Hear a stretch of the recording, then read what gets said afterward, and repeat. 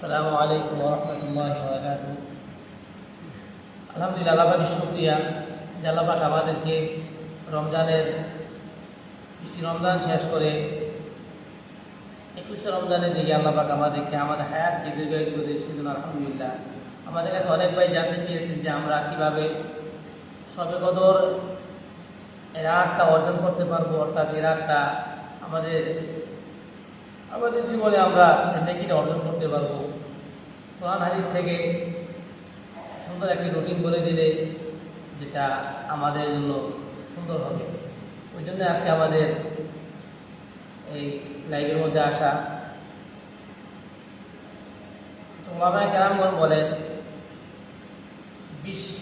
20তম রমজানের পর থেকে যে রাত্রিগুলো আসে, অর্থাৎ 30 পর্যন্ত যে 10টি রাত্র হয়, প্রত্যেকটা রাতের মধ্যে আমরা ইফতারির পর থেকে আমরা যেখানে ইফতারি করি, ইফতারির পর থেকে ফজরের আগ পর্যন্ত অন্ততপক্ষে 5 টাকা, 2 টাকা, 10 টাকা দান করা, মসজিদে হোক অথবা কোনো গরিব মিসকিনকে হোক।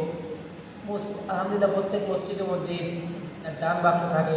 সেই হিসেবে আমরা যদি মাগরিব নামাজের পর 2 টাকা, 5 টাকা, 10 টাকা মসজিদের দান বাক্সে বানের নিয়তে আমি দিয়ে দিই এবং মাগরিবের নামাজের পর সুন্নতের সাথে সাথে 2 টাকার নফল নামাজ পড়ি, তাহলে আমার আপনার আমল নামার মধ্যে আল্লাহ পাক 100 থেকে 100% শবে কদরের যে নেকি, অর্থাৎ 83 বছর 3 মাস ইবাদত করলে যে পরিমাণে নেকি হবে, এর থেকে বেশি আল্লাহ পাকের ভাষ্য অনুযায়ী আমার আপনার আমল নামার মধ্যে নেকি পাবো।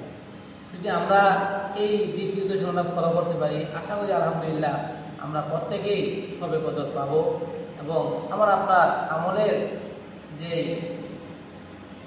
যে আশা, আলহামদুলিল্লাহ আমরা আমাদের আমল এবং নেকিটা আমরা অর্জন করতে পারবো। আল্লাহ পাক আমাকে আপনাকে আমল করতে পারবেন। আসসালামু আলাইকুম ওয়া রাহমাতুল্লাহি ওয়া বারাকাতুহু।